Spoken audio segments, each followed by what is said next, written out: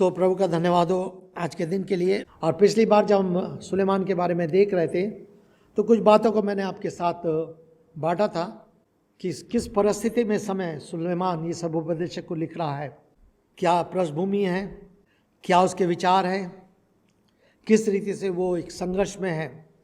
सुलेमान के पास किसी प्रकार से ज्ञान की कमी नहीं थी, बुद्धि की कमी नहीं थी, समझ की कमी नहीं थी, धन की कमी नहीं थी, वैभव की कमी नहीं थी, सेना की कमी नहीं थी, किसी चीज़ का उसके पास अभाव नहीं था।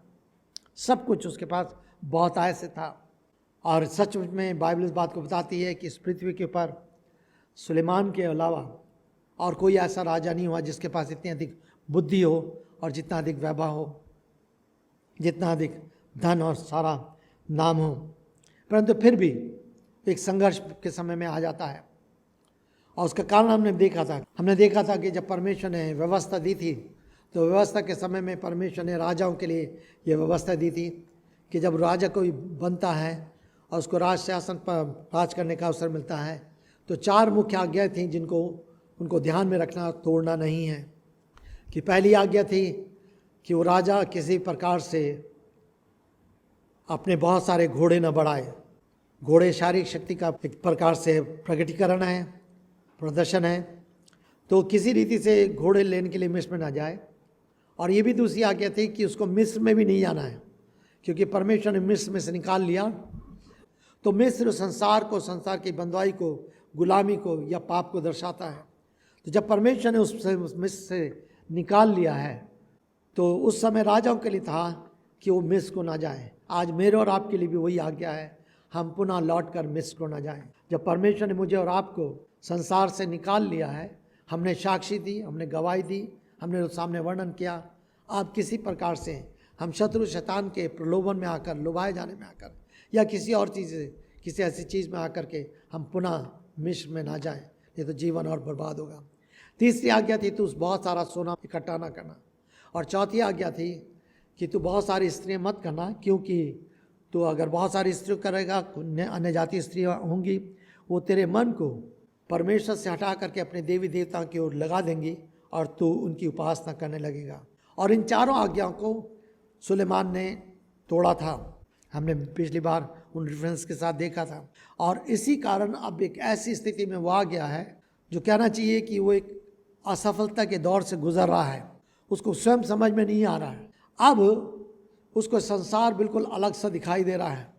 और तब उसी दौर में होते होते वो इस उपदेश की पुस्तक को लिखता है। अब उसके ध्यान में वो परमेश्वर से थोड़ा सा अलग है। अब अपने प्रयास से होकर के वो ज्ञान से, अपने ज्ञान में होकर, अपनी बुद्धि में होकर के बहुत बड़ी शोध कर रहा है, रिसर्च कर रहा है। उसने बहुत बड़ी शोध करी, रिसर्च करी, जिसका कुछ वर्णन हम नीति वचन में पाते हैं। और उसको वर्णन करते हुए कहता है कि मनुष्य का जीवन क्या है, अतः वो कहता है व्यर्थ ही व्यर्थ है। तो इसका मतलब ये नहीं कि सुलेमान कह रहा है कि जीवन मनुष्य का व्यर्थ ही व्यर्थ है, सब कुछ व्यर्थ है। लेकिन उसका कहने का तात्पर्य यह है कि परमेश्वर से हटकर, परमेश्वर से अलग होकर जो कुछ भी मनुष्य करता है सब कुछ व्यर्थ ही व्यर्थ है। इसीलिए प्रभु यीशु मसीह ने इसी बात को कहा कि तुम मुझसे अलग होकर कुछ नहीं कर सकते। हम कई बार सोचते हैं कि हम परमेश्वर से अलग होकर के बहुत कुछ कर सकते हैं, बहुत कुछ कर सकते हैं। हम जानते हैं प्रभु यीशु मसीह ने एक उदाहरण दिया। एक व्यक्ति था जिसने बहुत सारा धन इकट्ठा करा, बहुत बड़ी बड़ी अपने गोदाम बनाए, बहुत कुछ करा। होता होते सुबह अच्छे अच्छे डॉक्टर को बुलाया होगा, अपना पूरा मेडिकल चेकअप कराया होगा।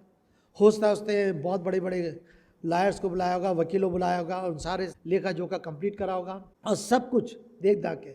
और उसने कहा होगा अब तो मैं बिल्कुल ठीक रीति से, मेरे पास धन भी बहुत है, मेरे पास स्वास्थ्य भी है, मेरे पास जीवन भी है, मेरे जीवन को क्या होता है, मैं आराम से बड़े चैन से खाऊंगा और मैं अपने प्राण से कहूँगा हे प्राण अब चैन से खा और पी और मौज कर। और कितने लोग इसी तरह का जीवन सोचते हैं कि संसार में रहकर केवल कहा जाता है eat drink and B Mary, खाओ पियो और मस्ती बनाओ। लेकिन वो उससे नहीं, और शायद ये भी ऐसे ही सोच रहा था। लेकिन उसी समय परमेश्वर ने उसे आवाज़ दी, प्रभु यीशु मसीह कहा क्या तू जाने कि आज रात तेरा प्राण तुझसे ले लिया जाएगा। और परमेश्वर ये बार बार चिताता है कि हम परमेश्वर से अलग होकर कुछ नहीं करते, कुछ नहीं करते। और मेरे प्रियो, परमेश्वर से अलग होकर उड़ाऊ पुत्र ने भी बहुत सोचा था और उसने अपना सारा धन लेके चला गया था। लेकिन जब पश्चाताप करा, उसने आपे में आया, पश्चाताप करा, लौट आया, तब उसने एक संबंध अपने पिता के साथ स्थापित किया और तब उसने एक नई चीज़ को प्राप्त किया। सो कुछ ऐसी परिस्थितियाँ हैं यहाँ पर भी। और पिछली बार हमने इस बात को, कुछ बातों को देखा था जो पहले 15 पद में हमने अध्ययन किया था। आज हम दूसरे अध्याय में आगे बढ़ना चाहेंगे। जब दूसरे अध्याय में हम देखते हैं तो एक संत अगस्तिन का आपने नाम सुना है, अलेक्जेंडर। उन्होंने इस प्रकार से कहा, ओ प्रभु, आपने मुझे अपने लिए बनाया और हमारा हृदय जब तक आप में विश्राम ना पाले सदैव बेचैन रहेगा। मेरा जीवन, वो कहना चाहता है, प्रभु आपने हमें अपने लिए बनाया है और आपसे अलग होकर मेरा जीवन हमेशा बेचैन रहेगा। ये वही संत अगस्तिन थे जिन्होंने कहा था कि लोग जान लें कि वो खाली आता है, खाली हाथ लौट जाएगा। हम अय्यूब को भी पाते हैं। अय्यूब ने भी कहा, मैं माँ के गर्भ से नंगा आया था और मैं नंगा लौट जाऊंगा। एक और प्रभु के सेवक हैं, डॉक्टर जैन गेट्स। अभी भी वो इस समय यूएस में हैं, बहुत अच्छे लेखक हैं, कई सारी पुस्तकें उन्होंने लिखी हैं, अच्छे प्रचारक हैं। वो ये कहते हैं, परमेश्वर ने हमें बहुत कुछ दिया है कि हम उसका आनंद उठा सकें, परंतु हमारी प्राथमिकता परमेश्वर की इच्छा में रहना चाहिए। साथ ही हमारा ध्यान उन अविनाशी एवं अनंत काल की बहुमूल्य वस्तुओं पर होना चाहिए जिनका स्रोत प्रभु यीशु मसीह है। लेकिन हमारी प्राथमिकता क्या होनी चाहिए? वो कहते हैं हमारी प्राथमिकता परमेश्वर की इच्छा में रहने की होनी चाहिए, कि हम सदैव परमेश्वर की इच्छा में पाए जा सकें। और हमारा ध्यान हमेशा इस बात पर हो कि हम अविनाशी और अनंत काल की बहुमूल्य वस्तुओं पर ध्यान दें जिसका स्रोत प्रभु यीशु मसीह है। बहुत सारे और भी सेवक हैं जिन्होंने अलग अलग अपने विचारों को व्यक्त किया है इन बातों को ध्यान में रखते हुए। जब हम इन सारी बातों को देखते हैं तो हमने पिछली बार विचार करते हुए कुछ बातों को देखा था।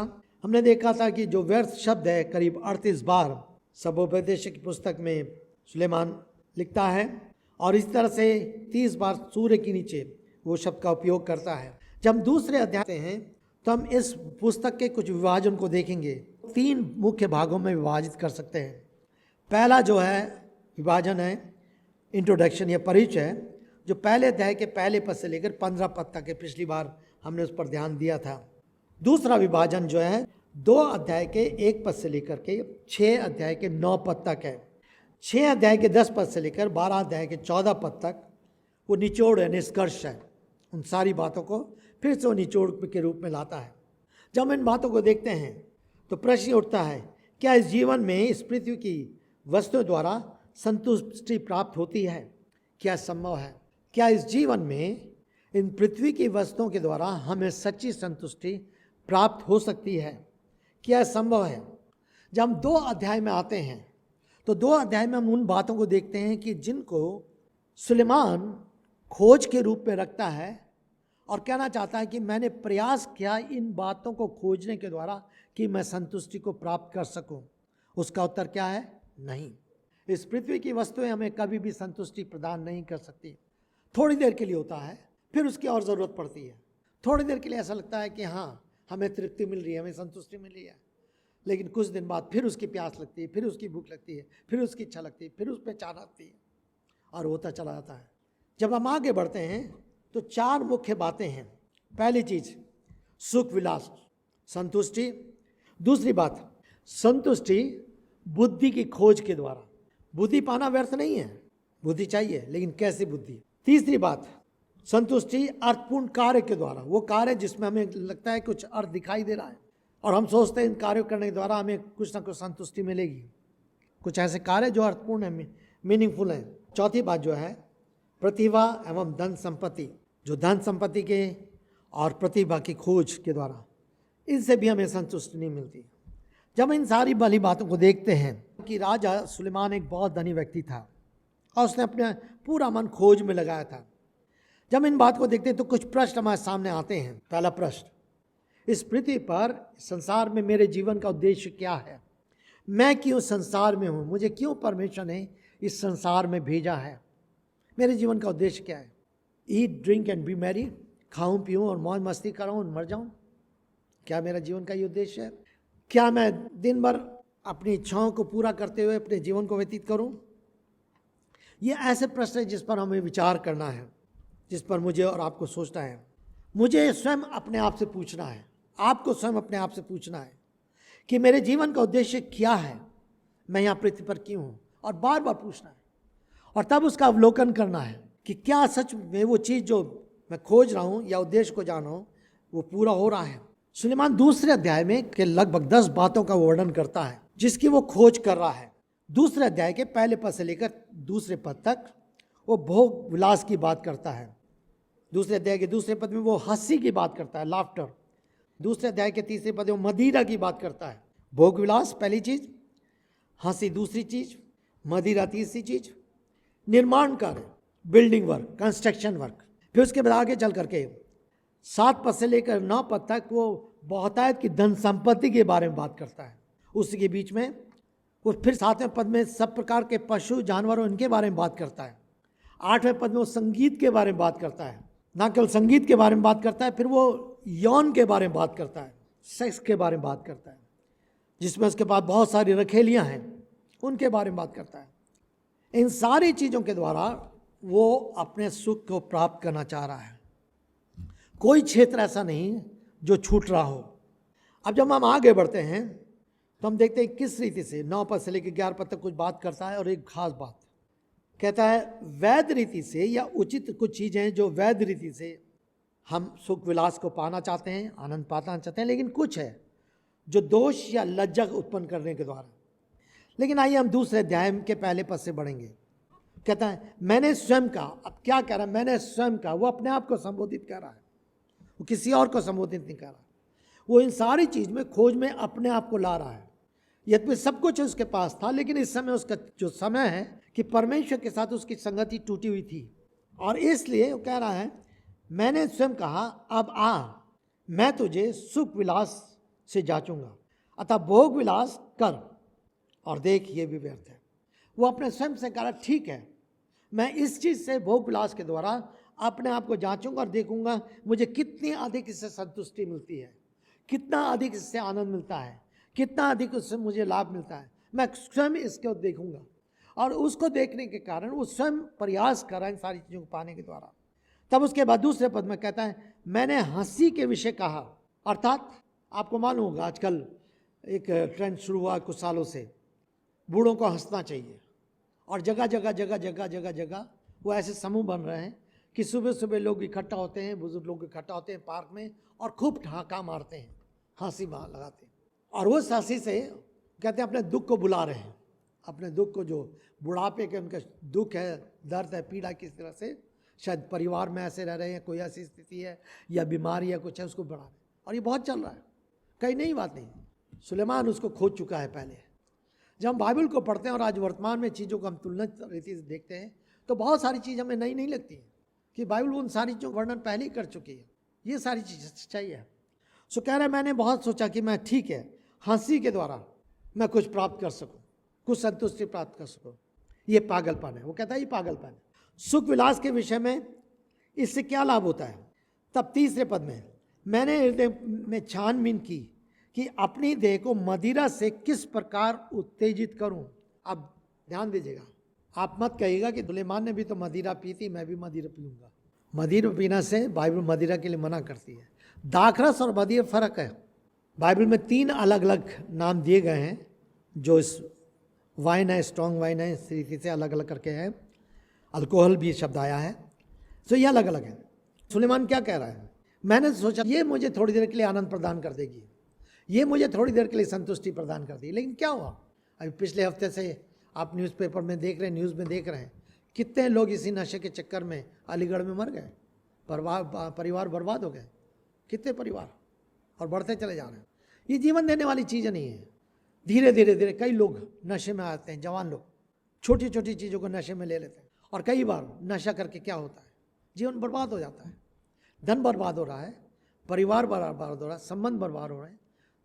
सुलेमान कहता है ये इससे कोई पर्याप्त संतुष्टि नहीं देता, ये आनंद नहीं देता। कहता है और किस प्रकार मूर्ता में लगा रहूं, उत्तेजित करूं, और किस प्रकार मूर्ता में लगा रहूं, जबकि मेरा हृदय बुद्धिमानी से मेरी अगुवाई करता रहा, जब तक मालूम ना कर लूं कि मनुष्य के लिए कौन सा अच्छा काम है जिससे वे आकाश के नीचे अपने जीवन के थोड़े दिनों में करे। वो जानता है कि मनुष्य का जीवन थोड़े दिनों का है, इसलिए परमेश्वर के वचन में हम देखते हैं मनुष्य का जीवन बाप के समान है, 42 वर्ष के समान है, थोड़े दिन का है, आयु के दिन बताता हो।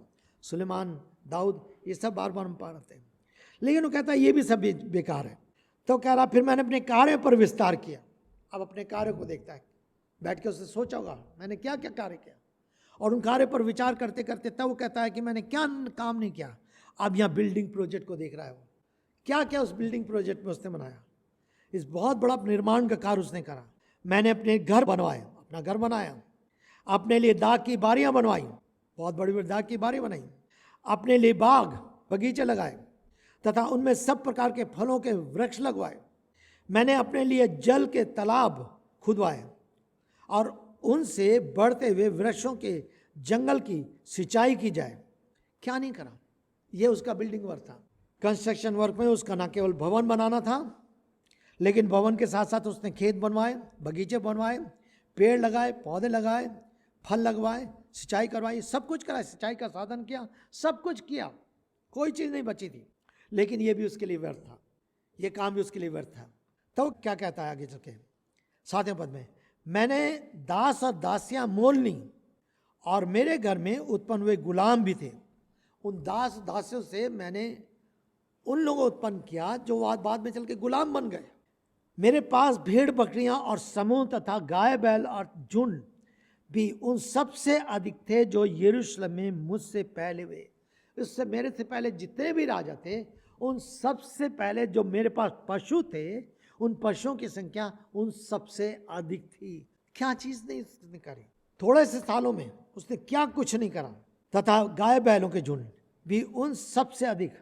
8वें पद में, मैंने अपने लिए सोना चांदी और राजाओं के प्रांतों के खजाने संचय किए। मैंने बताया था कि उसने सोना और चांदी की उसके पास कमी नहीं थी, उसने परमेश्वर की आज्ञा को तोड़ा भी था इसके कारण। ना केवल ये, अब क्या उसने किया, मैंने अपने लिए गायक गायिकाएं, पुरुषों को सुख देने वाली अर्थात बहुत सी रखेलियां बैठ ली, संगीतकार जो उसको संगीत सुना करके उसको आनंद दे सके, उसको संतुष्टि प्रदान कर सके, उनकी भी कमी नहीं थी। मैं इसलिए धीरे धीरे पढ़ा हूँ ताकि आप विचार करें कि हर क्षेत्र में उसने चीज़ को कोशिश करी है पाने के लिए। रखेलियाँ, जिन रखेलियों ने क्या करा, बाद में चल के उसके मस्तिष्क को फेर दिया, उसके दिमाग को फेर दिया, उसकी बुद्धि को फेर दिया, और तब वही रखेलियाँ होती उन्हीं की देवी देवताओं की उपासना करने लगा। ऐसा उसका नुकसान हुआ। 9वां पद, इस प्रकार मैं बड़ा महान और उन सबसे अधिक संपन्न हो गया जो मुझसे पहले यरूशलेम में हुए थे। मेरी बुद्धि भी मुझ में बनी रही। कह रहा मैं सबसे अधिक संपन्न हो गया, किसी चीज की मेरे पास कमी नहीं थी। बार बार विस्तार से आप देखते रहिए। लेकिन क्या हो रहा है, ये सब कुछ हो रहा है, इसके पास सब कुछ है, लेकिन ये सब कुछ इसको जीवन प्रदान नहीं कर पा रहे हैं, इसको संतुष्टि प्रदान नहीं कर पा रहे हैं, इसको आनंद प्रदान नहीं कर पा रहे हैं। और इस तरह से वर्णन करते हुए 11 पद तक वो आता है और तब कहता है, मेरी आंखें जो कुछ देखने की इच्छा करती थी उनका मैंने इनकार नहीं किया। मैंने अपने हृदय को किसी सुख विलास से वंचित नहीं रखा। क्या मेरा हृदय मेरे सब परिश्रमों के कारण प्रसन्न था, और यही मेरे सारे परिश्रम का पुरस्कार था, क्योंकि मेरा हृदय मेरे सब परिश्रमों के कारण प्रसन्न था, खुश था। मैं देख देख कर बहुत अधिक आनंदित होता था। मेरे पास घर है, मेरे पास बिल्डिंग है, मेरे पास धन है, मेरे पास बैंक बैलेंस है, मेरे पास ये है, मेरे पास वो है, दुनिया भर की जो चीज़ है जिसको मैंने समेट कर रख रखा था। और आज कितने लोग इसी चीज़ से संतुष्ट रहते हैं, और वही इसी तरह से देख देख करके अपने ज्ञान पर, अपनी बुद्धि पर, अपने धन पर, अपने वैभव पर, अपनी मित्रता पर, अपनी खोज पर, अपने शोध पर, इन सब कुछ पर वो प्रसन्न रहता था। कह रहा है क्योंकि मेरा हृदय मेरे सब परिश्रम के कारण प्रसन्न था, और यही मेरे सारे परिश्रम का पुरस्कार था। 11 पद, इस प्रकार मैंने अपने उन सब कार्यकलापों पर विचार किया जो मेरे हाथों ने किए थे, तथा उस परिश्रम पर जो मैंने किया था, और देखो सब व्यर्थ तथा वायु को पकड़ने का प्रयास है, और सूर्य के नीचे कोई लाभ नहीं। कह रहा सब कुछ करने के बाद निचोड़ कहाँ पर पहुँचा है, निष्कर्ष कहाँ पर पहुँचा है, सब कुछ व्यर्थ। अब ऐसा ना हो कि सुनने के बाद कोई कहे कि मुझे नौकरी पे नहीं जाना चाहिए, मुझे घर में बैठा रहना चाहिए, मुझे काम नहीं करना चाहिए, मुझे घर पे बैठा रहना चाहिए। तो बाइबल तो कहती है सब कुछ व्यर्थ है, तो क्या है घर में बैठे? कई बार लोग अपने स्वार्थ के कारण वचन को तोड़ते मरोड़ते बहुत हैं, लेकिन इसके अर्थ को समझना है। बार बार मैं इस चीज़ को दोहरा रहा हूँ, हमें परमेश्वर पर निर्भर होना है, हमें अपने जीवन को परमेश्वर के हाथों में देना है, हमें परमेश्वर के साथ अपने संबंध को गहरा बनाना है। तो वो कहता है 12 पद से लेकर के 17 पद तक में संसार की बुद्धि के बारे में बात करता है। अभी तक सारी जो उस बुद्धि में होकर सब कुछ खोजबीन करा, देखा, ये बनाया, सब कुछ बनाया, उससे कितना परिश्रम किया।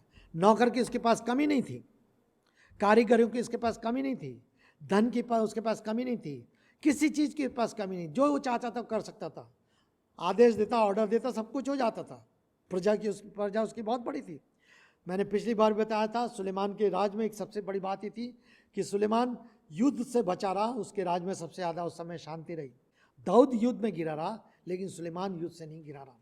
फिर उसके बाद जब सुलेमान से राज विभाजित होता है, यरोबाम में चला जाता है और रहोबियाम में, तब उसके बाद फिर युद्ध शुरू होते हैं। लेकिन सुलेमान के समय में युद्ध से भी शांति पाई गई, और इसीलिए उस समय में ये सारी चीज़ों को खोजबीन में वो दे सका। कहता 12 पद से लेकर, अतः मैं बुद्धि, पागलपन और मूर्खता पर विचार करने को मुड़ा, क्योंकि जो व्यक्ति राजा के पीछे आएगा वो उन सब कामों के अतिरिक्त और क्या करेगा जो अब तक किए जा चुके हैं।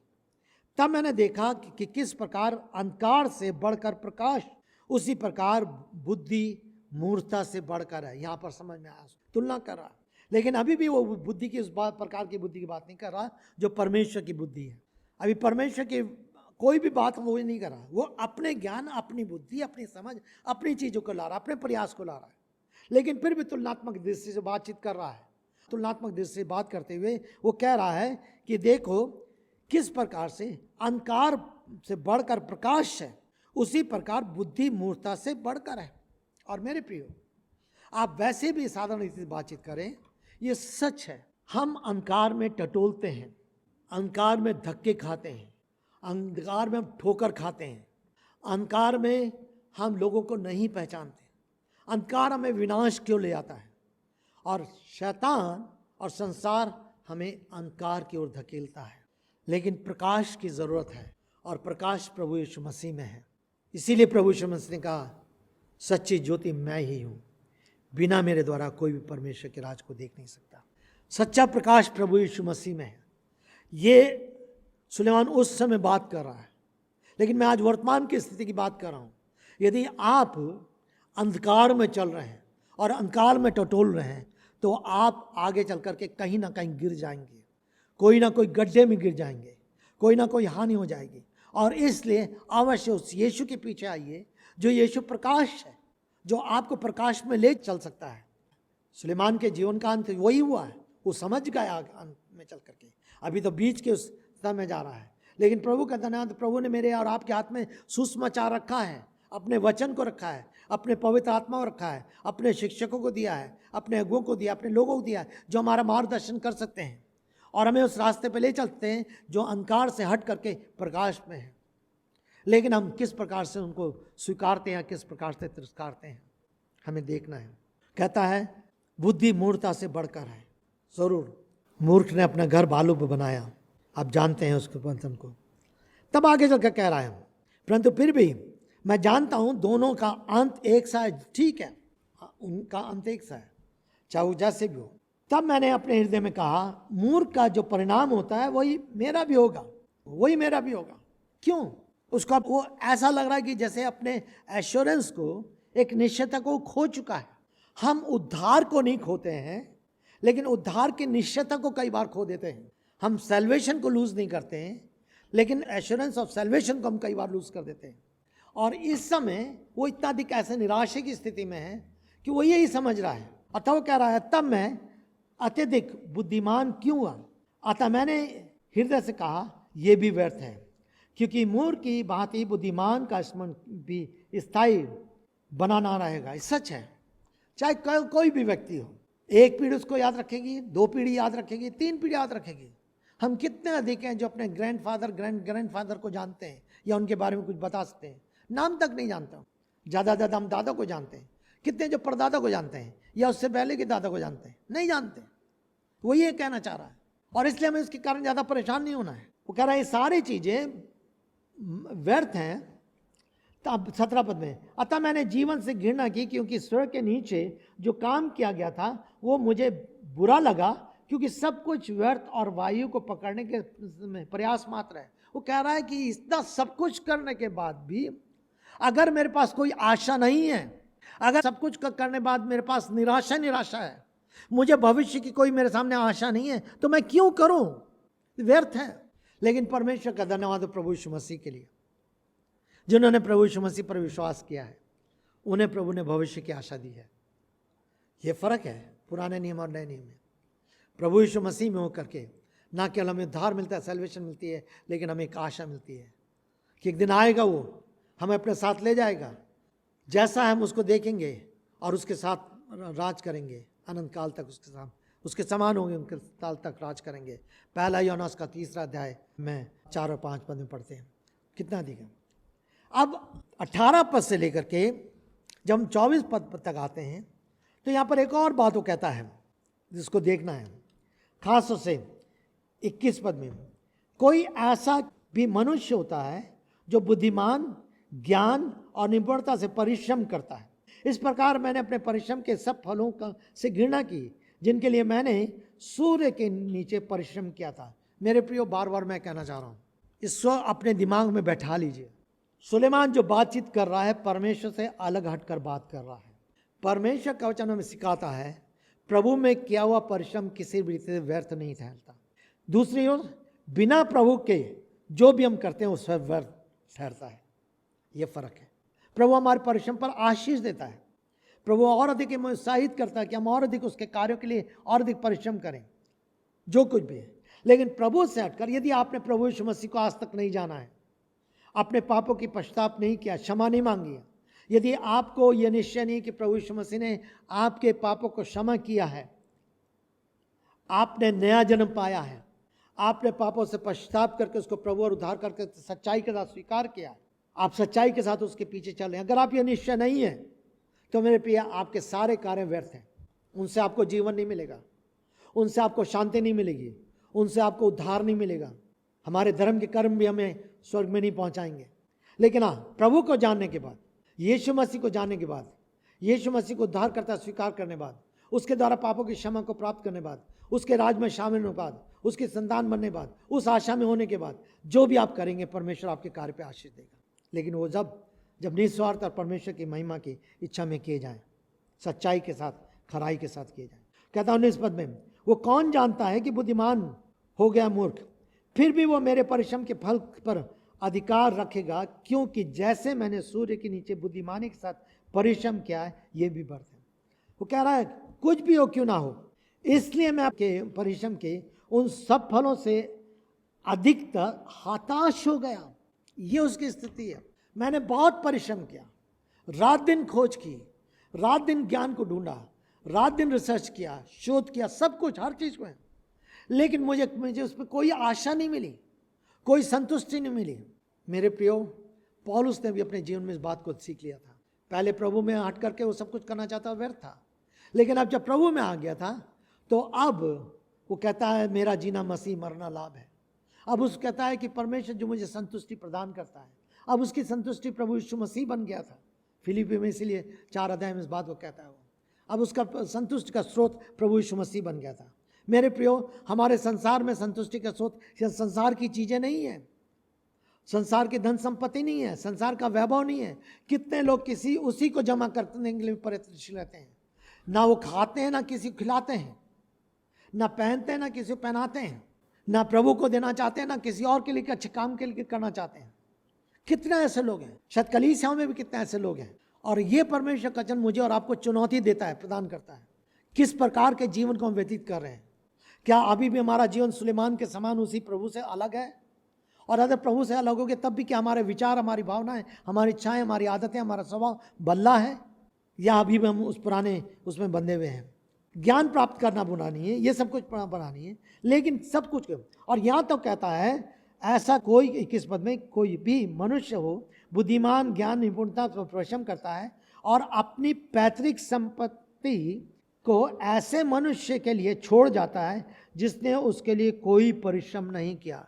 रात भर 24 घंटे मेहनत करी। कितने परिवारों, कितने लोगों को हमने इस प्रकार से देखा है, जिन्होंने बहुत मेहनत करी, ना कायदे से खाया, ना कायदे से पहना, ना कायदे से कुछ करा, लेकिन कहीं ना कहीं ऐसे चले गए संसार से, सारी संपत्ति छोड़ गया। आज कुछ कोई दूसरे लोग उसका लाभ उठा, ना प्रभु को देने के तैयार, ना किसी और को देने तैयार। तो सारी चीज़ें मुझे और आपको जांचने की चीज़ें हैं कि हमारा इस पृथ्वी पर जीवन किस प्रकार का है। हम ये कहना व्यर्थ इस तरह से जीवन व्यतीत करना चाहते हैं, या हम ये कहना चाहते हैं कि प्रभु से अलग हट करके जो मैं कर रहा हूँ व्यर्थ है, और इसलिए मुझे प्रभु के साथ रह करके सब कुछ अच्छा करने के लिए तैयार होना है। मेरे विचार और विचार। इसीलिए मनुष्य जो दो प्रकार से आनंद या सुख विलास प्राप्त करता है, पहला है वैध रीति से, उचित रीति से, जो सही तरीके से, सही रीति से, लेकिन एक दूसरा है जो दोष या लज्जा उत्पन्न करता है, जो इस प्रकार से आनंद और वो प्राप्त करना चाहता है जिसमें दोष उत्पन्न होता है, लज्जा उत्पन्न होती है, बुराई उत्पन्न होती है, पाप उत्पन्न होता है। अगर एक विश्वासी जुआ खेलेगा तो क्या उत्पन्न करेगा? लज्जा उत्पन्न करेगा। नशा करेगा तो क्या उत्पन्न करेगा? लज्जा उत्पन्न करेगा। लड़ाई झगड़ा करेगा तो क्या उत्पन्न करेगा? लज्जा उत्पन्न करेगा। हम विश्वासी हैं। हमारे मुंह से अगर गाली निकलेगी, बात बात पे गाली निकलेगी, जहाँ कहीं भी हम, तो हम क्या उत्पन्न कर रहे हैं? इसी मुंह से हम परमेश्वर का नाम ले रहे हैं, लंबी लंबी एक घंटा दुआ कर रहे हैं, उसी मुंह से हम गाली दे रहे हैं, तो क्या हो रहा है? लज्जा उत्पन्न हो रही है। अरे अपने आप को तो विश्वासी कहते हैं, बड़े धर्मी बनते हैं, लेकिन गाली देते हैं, ऐसा करते हैं, चोरी करते हैं, झूठ बोलते हैं, छल करते हैं, धोखा देते हैं, जो बात कही उसको पूरा नहीं करेंगे, धोखा देते हैं, विश्वासी हैं। तो हमारे काम उनके क्या लज्जा उत्पन्न हो रही है, या वैध तरीके से सही रीति से हम काम कर रहे हैं जिससे लज्जा उत्पन्न नहीं होती?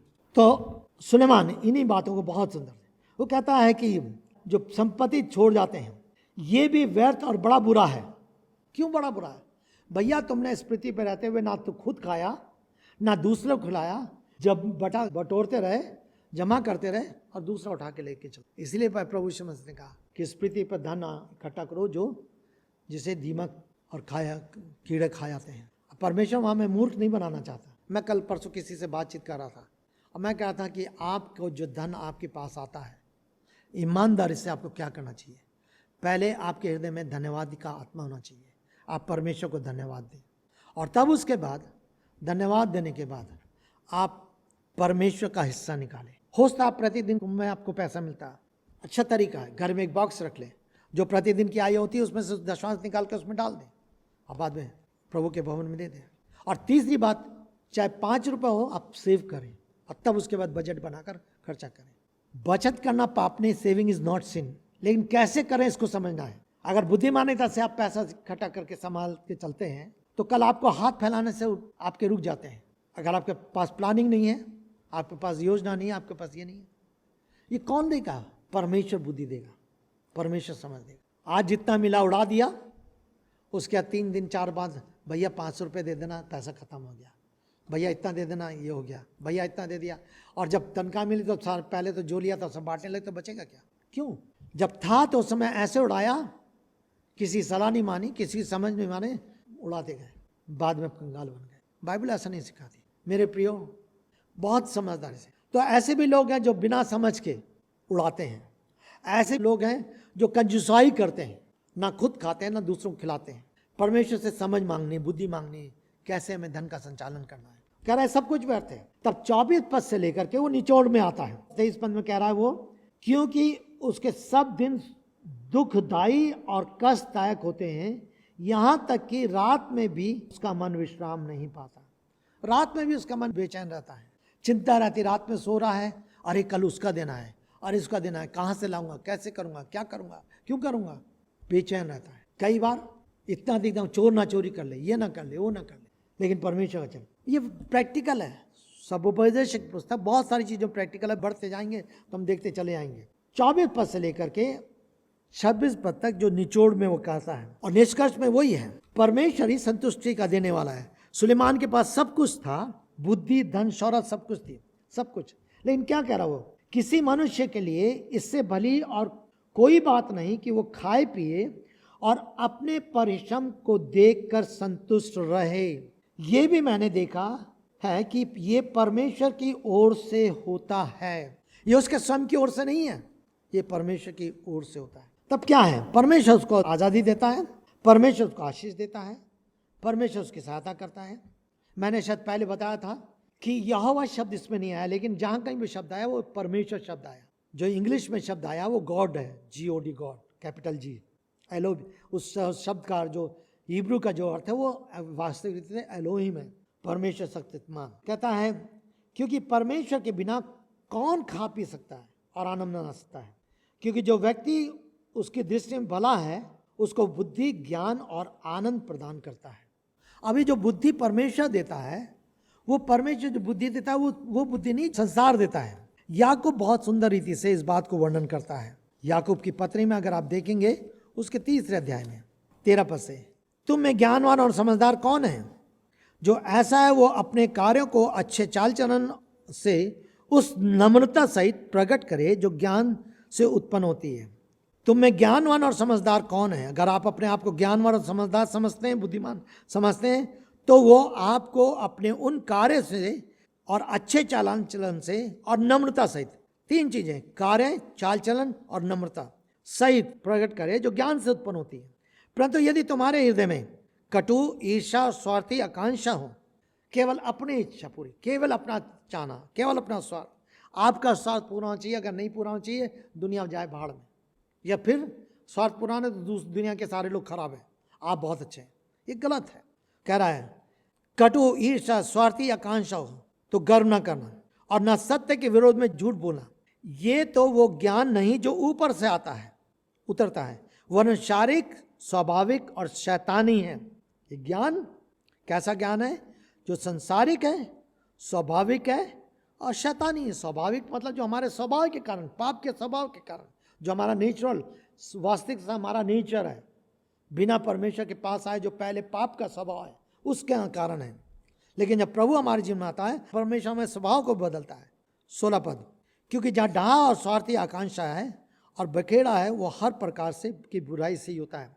17 पद, पर जो ज्ञान ऊपर से आता है वो पहले तो पवित्र होता है, फिर मिलनसार, फिर कोमल, विचारशील, करुणामय और अच्छे फलों से लदा हुआ होता है, स्थिर और कपट रही होता है, मेल मिलाप कराने वाले उस बीज को जिसका फल धार्मिकता है मेल के साथ बोते हैं।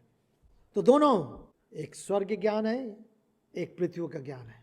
पृथ्वी का ज्ञान हमारे जीवन को नाश करता है, और सुलेमान जिन बातों की बात कर रहा है वो परमेश्वर से अलग उठ करके पृथ्वी के ज्ञान की बात कर रहा है, और उसको कह रहा है वो व्यर्थ है, व्यर्थ है, व्यर्थ है, उससे कोई लाभ नहीं, उससे कोई लाभ नहीं, उससे कोई लाभ नहीं, हानि है, हानि है। यही चीज याकूब भी कह रहा है। लेकिन 26 पद में, जो व्यक्ति उस दृष्टि में भला है उसको वो बुद्धि, ज्ञान और आनंद प्रदान कर सकते। कैसे हम परमेश्वर की दृष्टि में भला बन सकते हैं?